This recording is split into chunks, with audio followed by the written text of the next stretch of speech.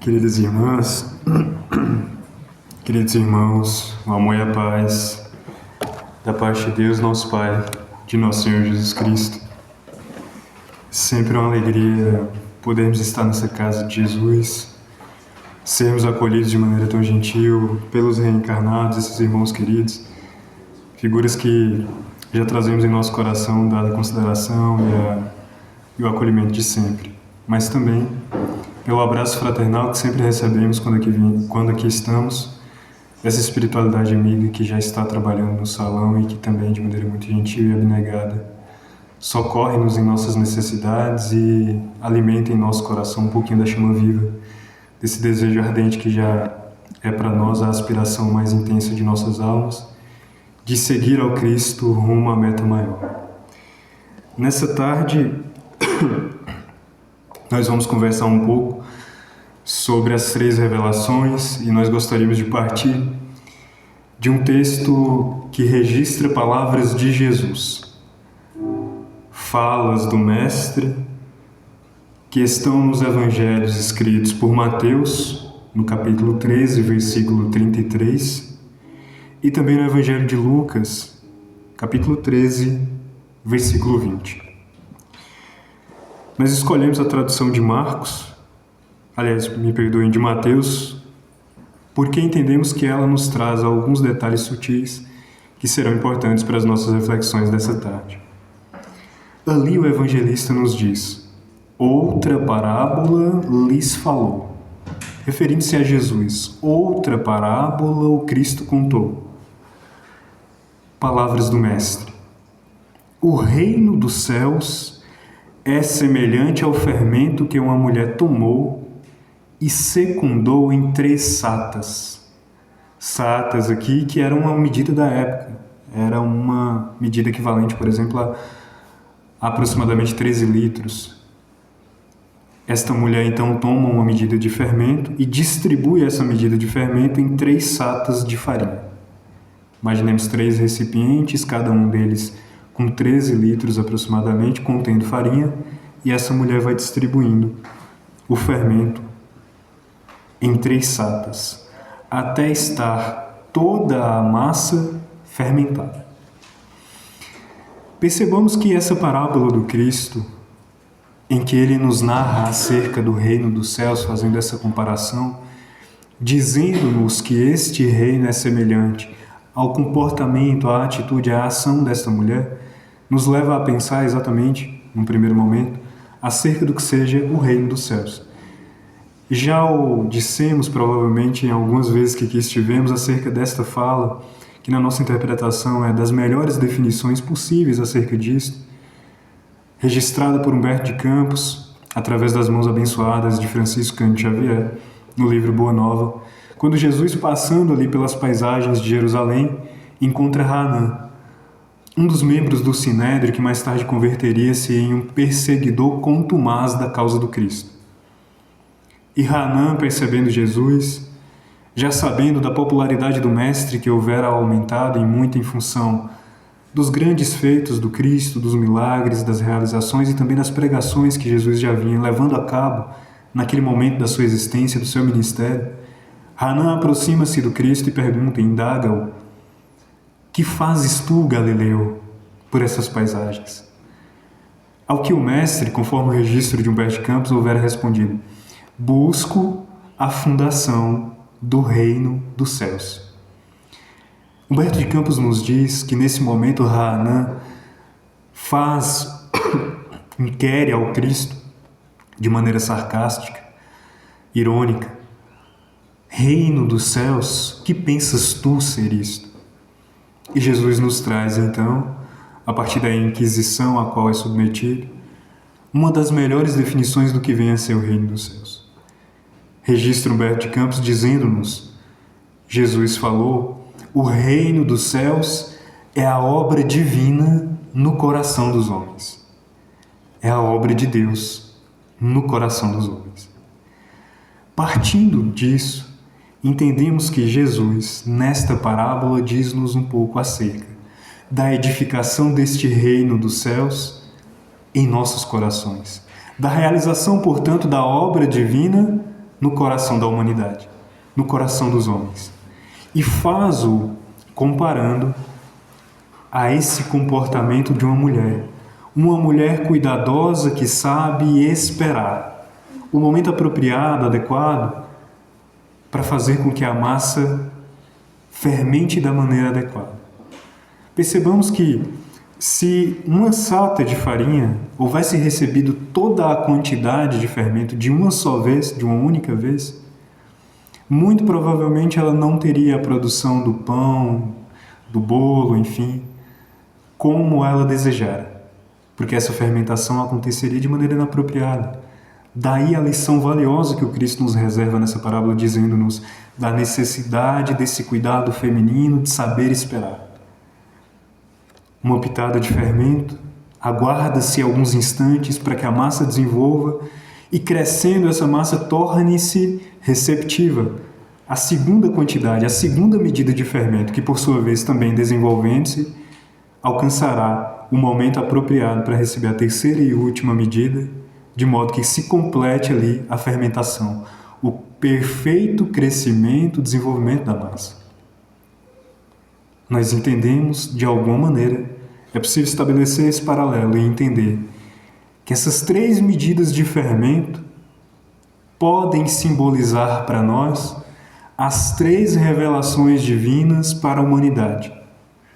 Os três momentos que Deus escolheu por lograr ou por levar à humanidade, a todos nós, fragmentos das suas verdades, das suas leis. Percebamos aí também esse caráter feminino da divindade, uma divindade que sabe esperar.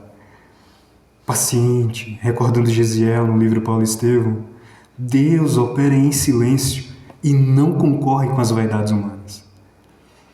Mesmo quando não conseguimos ter a lucidez, a sabedoria e a sensibilidade de percebermos Deus agindo, Deus está atuando em silêncio, nos bastidores das nossas existências. As cortinas ou atrás das cortinas do palco da vida. Todo o mundo tem nas mãos do Cristo as rédeas detentoras dos nossos destinos. E Jesus, sabemos, recebe do divino, recebe de Deus a missão de pastorear-nos a nossa existência, de pastorear-nos os nossos dias. E percebemos então que esse Cristo amoroso, cuidadoso, também soube esperar.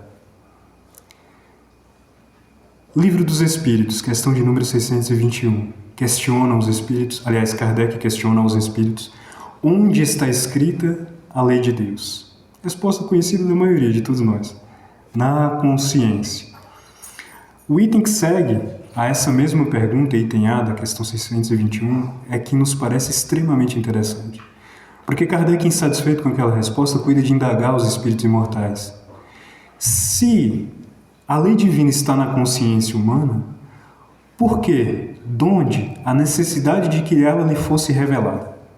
Porque à época do codificador já havíamos recebido duas grandes revelações, a primeira com Moisés, a segunda com Jesus. Em curso estava a terceira e última revelação, a doutrina espírita.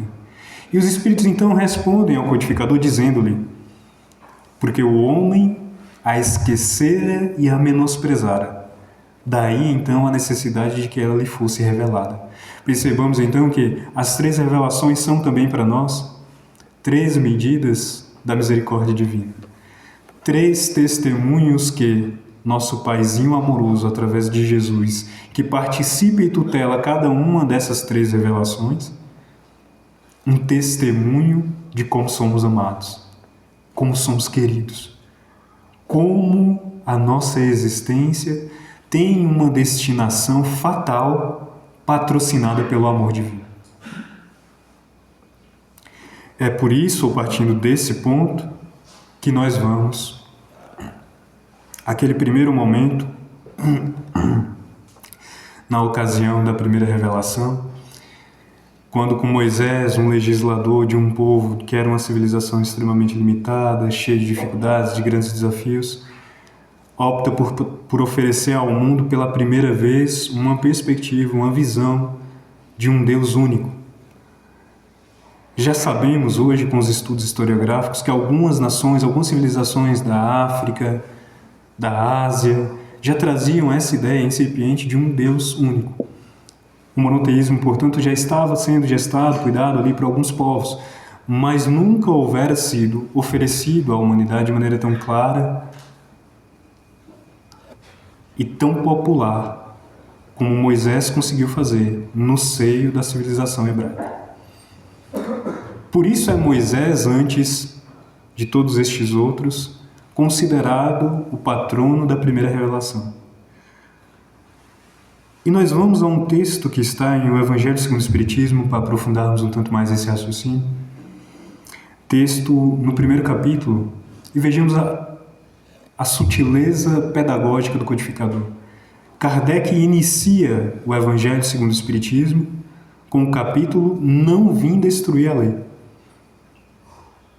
Tal como Jesus houvera dito, fazendo menção à Torá, fazendo menção à primeira revelação, que ele, o Cristo, não houvera se disposto ou vindo ao mundo para destruir a lei, mas dar-lhe cumprimento e dar-lhe complemento, também o codificador cuida de deixar isso evidente. Não vem a doutrina espírita para o mundo com a missão de destruir as revelações que a antecederam, mas dar-lhe cumprimento também. Inclusive, um detalhe interessante é que Torá significa exatamente lei. Então, quando nós vemos nas Escrituras Sagradas e quando nós vemos os judeus referindo-se a Torá, significa lei. E esse talvez seja o caráter mais identitário da primeira revelação, uma revelação que trata de justiça. E nesse primeiro capítulo do Evangelho segundo o Espiritismo, nós temos um texto que é patrocinado, que é escrito, melhor dizendo, por um espírito que foi testemunha ocular dessa primeira revelação. Um espírito que se apresenta como um espírito israelita. Um espírito identificado com o povo de Israel, com os hebreus. Percebamos que é interessante porque Kardec irá estruturar todo o Evangelho segundo o Espiritismo da seguinte maneira. Primeiro, uma fala de Jesus, uma lição do Mestre, uma cena de sua existência, uma cena de sua vida. Algum trecho do Novo Testamento. Em seguida, comentários do próprio codificador, Kardec, fazendo o exercício de exegese, comentando as palavras de Jesus. E, por fim, ao final de cada capítulo, à exceção de apenas um, que é Não Separeis o que Deus juntou, salvo engano, capítulo 23 do Evangelho segundo o Espiritismo, todos os demais, o codificador, ao final, passa a palavra aos espíritos imortais, dando aos espíritos a oportunidade também de eles comentarem essas mesmas passagens de Jesus. E no primeiro capítulo de O Evangelho segundo o Espiritismo, quando Kardec dá a voz, passa a palavra aos espíritos imortais, quem assina a primeira mensagem é exatamente um espírito israelita, como que a manter a própria estrutura das três revelações. Alguém que fora um integrante da primeira revelação vem nos falar agora acerca das três revelações num texto intitulado De A Nova Era. E ele começa esse texto dizendo-nos, peço licença para fazer a leitura, Deus é único e Moisés é o Espírito que ele, Deus, enviou em missão para tornar Deus conhecido não só dos hebreus, como também dos povos pagãos. O povo hebreu foi um instrumento de que se serviu Deus para se revelar por Moisés e pelos profetas, e as vicissitudes por que passou esse povo destinavam-se a chamar a atenção geral e a fazer cair o véu que ocultava aos homens a divindade.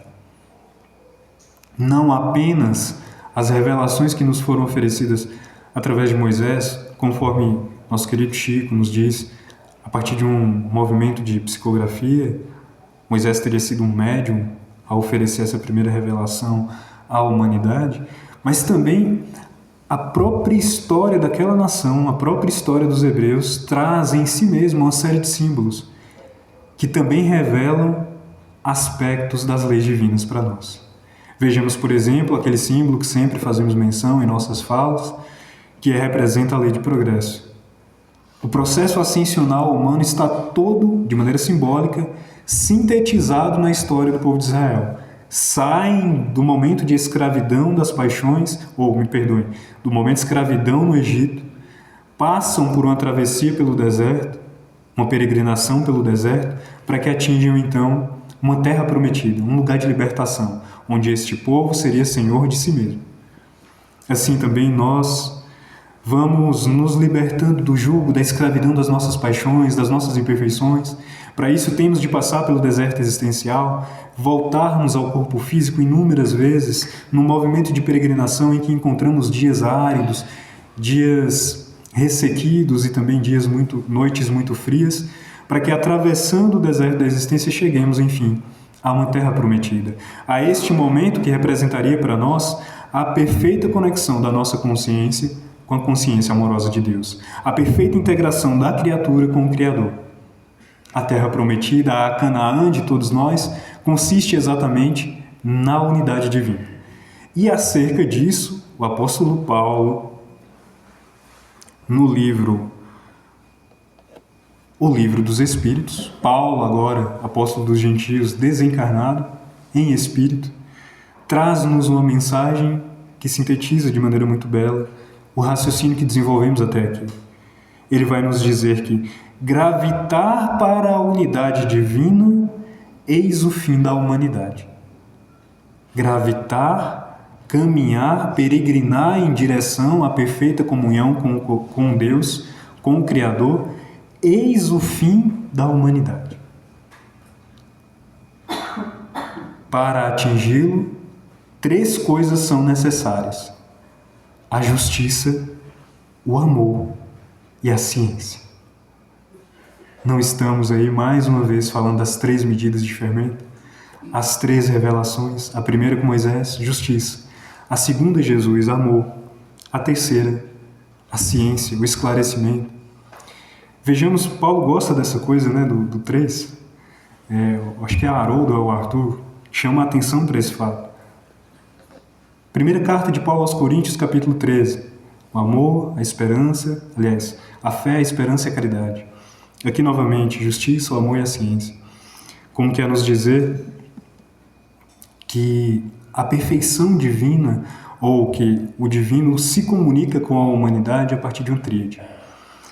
E aí percebamos então, da mesma maneira que aquela história hebraica representa para nós um pouco desse nosso processo ascensional de irmos gravitando em direção à integração com a divindade, temos em Moisés esta primeira revelação, a revelação da justiça. Como tivemos na época do Cristo, ou melhor, alguns instantes ali, em períodos próximos à vinda da segunda revelação à humanidade, 3 nações que também receberam, cada uma delas, a missão de trazer à humanidade fragmentos da revelação divina. Roma, justiça. O Império Romano seria aquela civilização que recebera do alto, dos grandes ministros de Deus, que trabalham e colaboram com Jesus, a missão de oferecer à humanidade nuances, aspectos mais sofisticados acerca do que fosse a justiça. Fracassou, falhou de certo, especialmente quando elege como Deus um ser humano. Quando César é elevado à categoria divina, falha, fracassa na sua missão de oferecer justiça à humanidade, à nação romana. Mas, de fato, até os dias de hoje, quando olhamos para o símbolo da justiça, aquela justiça vendada, não como quer nos dizer que a justiça é cega, mas que ela, para ver a verdade, não necessita estar com os olhos descobertos, porque na verdade, ou porque em verdade, a justiça ela vê, mas ela é imparcial. Ela necessita ser imparcial. De modo que, havendo parcialidade, não se faz mais justiça. E essa noção nos é apresentada pelo povo romano. Tinha por missão isto, oferecer à humanidade aspectos da justiça. Da mesma maneira como a Grécia, naquela época, houvera recebido destes mesmos ministros a missão de trazer ao mundo contribuições na ciência, fazer com que as inteligências humanas pudessem avançar, pudessem progredir. No entanto, aquela nação também falha num instante justo em que esta inteligência, esse desenvolvimento intelectual e desenvolvimento da ciência é utilizado para acender ou para exacerbar ainda mais os laços do materialismo. E por fim tínhamos também ali a civilização hebraica, a responsável por levar a espiritualidade à humanidade, por fazer com que o fogo do amor pudesse vibrar um tanto mais de maneira intensa, um tanto mais forte. Fracassa na medida em que aqueles judeus, aquele povo, aquela civilização perde-se no jogo das aparências. E o culto, a preocupação com a norma, especialmente as normas exteriores, os rituais, passa a se sobrepor ao sentimento. Assim nós veremos então a humanidade passando por diversos estágios, diferentes etapas ao longo da sua história, de modo a ter clareza acerca destas leis esquecidas e negligenciadas em nossa consciência. Deus, de maneira generosa e misericordiosa, como fizemos menção, cuida de oferecer isso, primeiro através de Moisés, depois através do Cristo, sendo Jesus aquele que virá nos revelar o caráter de amorosidade da lei divina, dizendo-nos que as leis do Criador, elas são sim justas, mas elas são profundamente amorosas, porque é impossível justiça sem amor e caridade. É por isso que esta lei ela tem um tríplice aspecto. Mais tarde teremos agora na doutrina espírita e na ciência o instrumento que completará o elo dessas três revelações. Emmanuel nos diz de maneira muito poética: Jesus é a porta que nos permite acesso ao Criador. É Jesus que nos permite conectarmos-nos a Deus. Nesse movimento de gravitarmos em direção à unidade divina, temos uma porta para perfiarmos, para atravessarmos. Essa porta chama-se Jesus Cristo. Kardec é a chave, diz-nos Emmanuel. Porque agora, na terceira revelação, na doutrina espírita, nós temos um instrumento que tem esta finalidade, não de trazer grandes novidades, porque o conhecimento espírita ele é um conhecimento comum. Já houvera sido oferecido à humanidade de maneira pulverizada em diferentes civilizações, em diferentes povos. O que o Espiritismo faz é reunir isso de maneira sistemática, clara, sem alegorias, sem fantasias, e dar-nos condições de utilizarmos esse instrumento para então, não apenas compreendendo em profundidade e em totalidade a mensagem de Jesus, agora conseguirmos de fato integralizá-la ao nosso coração. De modo que atravessar esta porta, essa chamada porta estreita, consiste exatamente em conseguirmos integrar em nossos corações, ou acolher em nossos corações essas revelações, de forma que consigamos então, vivenciando, vibrarmos em sintonia ou na frequência das leis divinas. Estando conectados às leis por extensão e por intermédio, ou por extensão e por consequência, estamos conectados ao Criador dessas leis. Estamos então, como nas palavras do apóstolo Paulo ele nos oferece, integrados na unidade divina. É o mesmo Paulo que nos diz, também na primeira carta enviada à igreja de Corinto, que por ora nós conhecemos como meninos, sentimos a Deus como meninos, ainda muito infantis, com uma visão muito limitada, como que é a olhar através de um esboço, através de um vidro esfumaçado. Vemos apenas traços, mas dia chegará em que o veremos e o conheceremos, compreenderemos a Ele, como somos por Ele conhecidos, como somos por Ele compreendidos.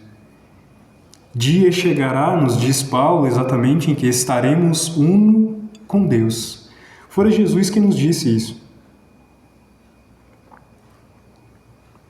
Cristo nos diz: eu e o Pai somos um. Não naquela perspectiva que, em função do Concílio de Nicéia, quando Roma se imiscui no movimento de sincretismo religioso com o cristianismo, não nos enganemos, não é Roma que se torna cristã, é o cristianismo que se torna romano.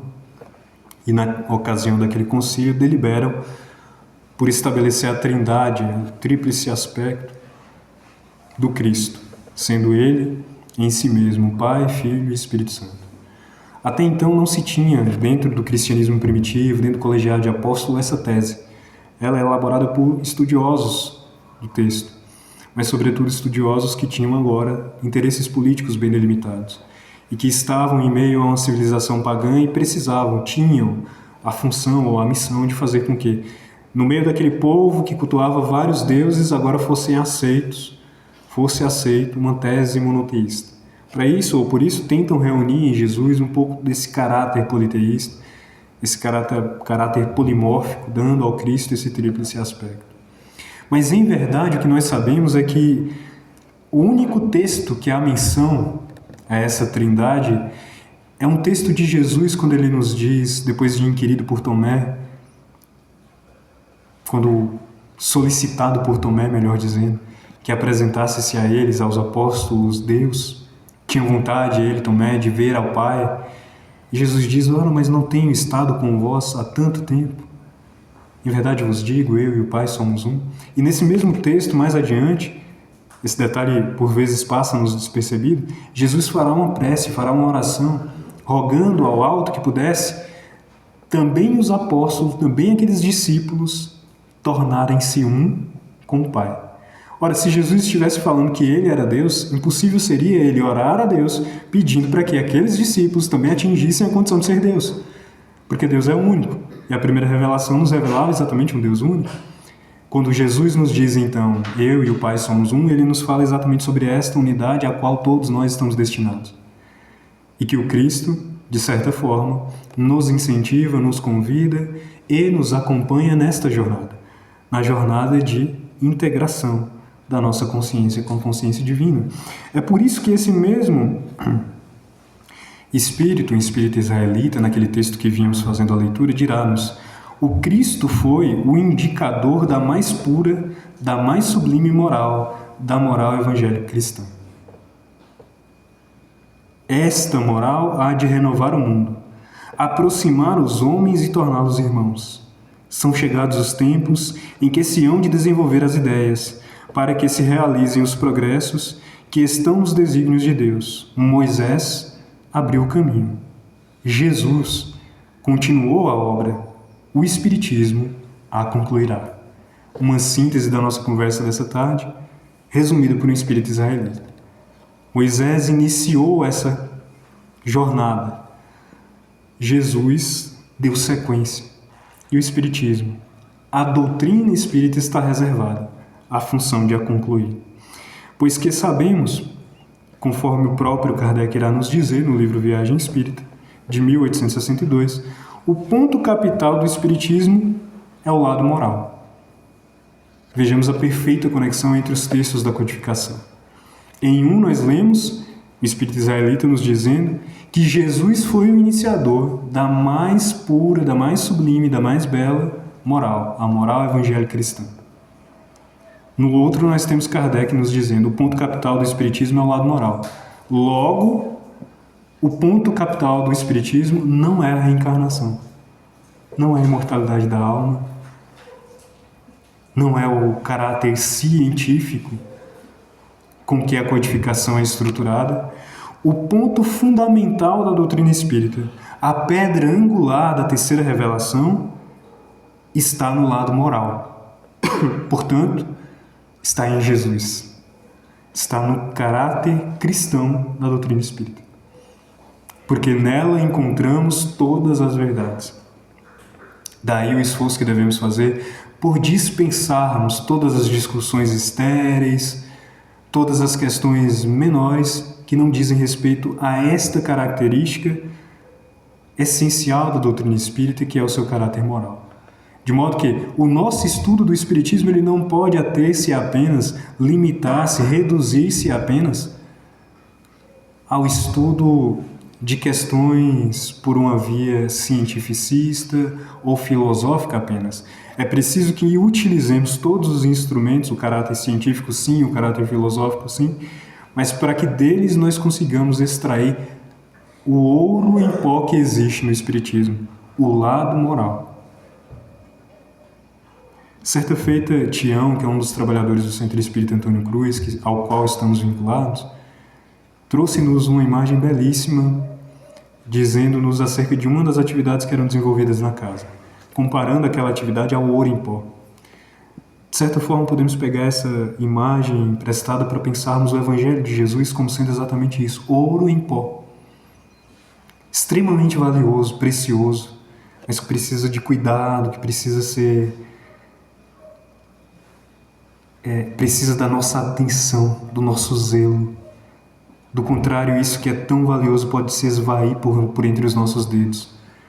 Por desatenção, podemos perder algo extremamente valioso que nós recebemos na atualidade. A revelação divina, através de Jesus e agora com a doutrina espírita, constitui-se num marco extremamente precioso na nossa jornada evolutiva, na nossa existência enquanto espíritos imortais. Talvez só tenhamos menção, de fato, consciência do valor e da importância do momento em que estamos vivendo, de termos os nossos dias e os nossos passos iluminados pelo clarão do cristianismo redivivo quando desencarnarmos. Que não seja tarde para percebermos a necessidade de fazer bom uso desse tesouro que está sendo depositado em nossos corações.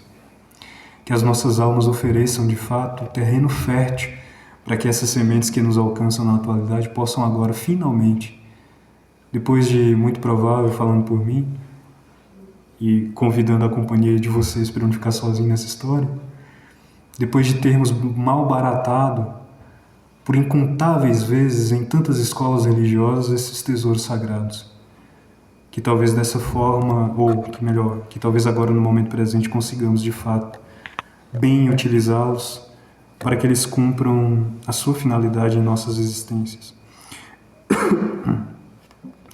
Kardec dirá-nos: reunimos nesta obra os artigos que podem compor, a bem dizer, um código moral universal. Sem distinção de culto, esta obra é para o uso de todos. Dela podem todos, sem exceção, aurir os meios de conformar com a moral do Cristo o respectivo proceder. O Espiritismo repousa em princípios independentes das questões dogmáticas, as questões de seita, de agrupamento, de instituições. Suas consequências morais são todas no sentido do cristianismo, porque de todas as doutrinas, a cristã é a mais esclarecida e pura, razão pela qual, de todas as seitas religiosas do mundo, os cristãos são os mais aptos a compreender o Espiritismo em sua verdadeira essência. Qual a verdadeira essência da doutrina espírita, portanto? O cristianismo. Percebamos como isso nos leva a entendermos o que Leon Denis nos diz acerca de Jesus ser o paradigma máximo da doutrina espírita. Porque a referência não está em Kardec nem nos espíritos imortais. A referência está em Jesus.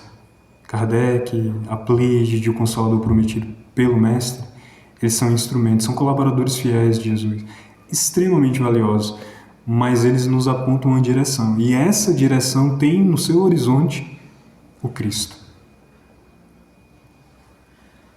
O Evangelho segundo o Espiritismo, o último texto da nossa tarde. O homem de bem, que foi lido aqui no início, crente em seu futuro celeste, deseja encher de belas e nobres ações a sua existência. Aure na sua fé, na certeza da felicidade que o espera, a força necessária, e ainda aí se operam milagres da caridade, do devotamento, da abnegação. Enfim, com a fé, não há maus pendores que não se chegue a vencer. Muitas vezes nós lembramos, e é muito justo que isso aconteça, do Kardec pedagogo, o Kardec disciplinado, o Kardec cientista. E nós esquecemos da figura do Kardec ou do seu aspecto mais essencial e mais valioso. O Kardec cristão, o Kardec redimido, o Kardec convertido. Este Kardec que vem nos falar sobre esta fé capaz de transportar as montanhas das nossas imperfeições, de fazer com que nós também, por nossa vez, consigamos nos redimir, nos convertermos realmente em cristãos. A essência dessa palavra, quando cunhada por Lucas, proposta por Lucas, na igreja de Antioquia, que os cristãos, que aqueles seguidores de Jesus fossem identificados como cristãos, tinha por fim a simbologia que está restrita ou que está intimamente ligada ao significado dessa palavra. Pequenos cristos. Que todas as pessoas, olhando para os seguidores de Jesus, pudessem identificar nestes seguidores pequenos cristos. Que todos aqueles que se acheguem em nossa existência possam identificar no testemunho que damos do nosso, ou através do nosso proceder, a escola maior a que aderimos na atualidade. Quando Paulo nos convida a convertei-vos em cartas vivas do Evangelho, ele está nos dizendo um pouco sobre isto que é a identidade do verdadeiro cristão. Sermos identificados com Cristo. Quando um coração se achegue ao nosso coração, possa ele dizer: em ti eu senti a presença de Jesus. Quando nossa existência tocar uma outra existência, que ela leve um pouquinho do perfume do Cristo. Para que de fato possamos ser identificados como cristãos, é preciso assumirmos o nosso posto, é certo, menores, bem menores, pequenos, pequeninos, mas com características que lembrem o Cristo. Porque se recebemos de fato esses 3 diamantes da espiritualidade superior, esse testemunho de que Deus tem um compromisso com cada um de nós, tem uma aliança com cada um de nós, e que honrar esse compromisso, essa aliança, significa que Deus, através da sua providência divina, fará com que se acheguem até nós todos os recursos de que necessitarmos para nos integrarmos, nos aproximarmos desse Criador amoroso. Por nossa vez, entendermos essa aliança e esse compromisso significará atendermos a esse chamamento, que ecoa no fundo das nossas consciências, nos convidando à renovação, mas não apenas a uma transformação sem parâmetro, em algo diferente do que somos, uma transformação em pequenos cristos, uma transformação em uma forma específica, em um modelo específico, o modelo de Jesus. Quando Paulo nos diz, não vos conformeis a este mundo, está nos dizendo, não tomai as muitas formas deste mundo, mas conformei-vos às palavras ou à palavra divina. Onde encontramos uma melhor síntese da palavra de Deus, se não em Jesus? É lógico que não se trata de uma perspectiva antropomórfica, de um Deus homem, mas se desejamos ver a Deus dentro dos limites aos quais nós estamos circunscritos, não há modelo melhor do que o Cristo. Se desejamos sentir a presença divina, sintamos Jesus. Se queremos olhar nos olhos de Deus, de maneira poética falando, olhemos nos olhos do Mestre. Se sentimos saudade de Deus, caminhemos ao encontro e à presença de Jesus. Porque de fato Jesus não é Deus, mas em Jesus nós encontramos Deus, se expressando através dele. É por isso que, certa feita, o homenageado, e sabemos, o mentor dessa casa, nosso querido Chico, já havia se popularizado, já havia realizado boa parte da sua obra, sendo convidado a estar em uma cidadezinha do interior, próxima a Barretos, no interior de São Paulo. Ele pediu aos espíritas que não divulgassem a sua presença ali, a sua estada ali, para que não houvessem tumultos, para que não houvessem aglomerações. Queria ele uma passagem por aquela região de maneira discreta. E como nós espíritas não fofocamos, a gente não conversa, somos um grupo de pessoas muito reservadas, quando Chico chega nessa cidade, tinha ali uma multidão de gente, polícia e uma série de aparelhos para tentar captar a presença do médium. E Chico, com a simplicidade que lhe era característica, entra na casinha, se assenta, e quando é convidado a tomar a palavra, ele diz, já no início das suas preleções, eu sei, porque estamos todos, nesta tarde, reunidos aqui hoje. Porque todos nós sentimos uma saudade imensa da presença de Jesus. Que bonito isso de começar uma reunião pública com essa provocação. Quão grande está a saudade que sentimos de Jesus. Sábado à tarde, se estamos todos aqui reunidos agora no Francisco Cândido Xavier, sabemos, é porque trazemos em algum lugar dos nossos corações uma saudade profunda de Jesus. E o nosso desejo não poderia ser outro que não esse, de que essas 3 revelações, essas 3 pitadas de fermento que foram oferecidas à humanidade através da divindade, esses 3 momentos em que Deus pacientemente vai esperando a humanidade primeiro avançar em inteligência, tornar-se mais receptiva, para que então pudesse oferecer um tanto mais da sua revelação. Se hoje já temos a condição de maturidade de estarmos em contato com essas 3 revelações, possamos utilizá-las para matarmos essa saudade que sentimos de Jesus, estudando, refletindo sobre, sentindo essas revelações, mas sobretudo, vivenciando a vida do Cristo em nós. Possa Jesus nascer todos os dias na manjedoura das nossas almas, que Ele nos abençoe sempre. E a cada um dos presentes, especialmente a esses amigos espirituais que tanto trabalham a favor de Jesus, tanto investem em nossas existências, oferecendo-nos amor, compreensão, indulgência, boas inspirações, envolvendo-nos num manto de misericórdia, possam eles ser, também eles, trabalhadores dedicados, abençoados pelo Cristo, abençoados por Deus, e que a paz de Jesus permaneça em nossos corações agora e sempre.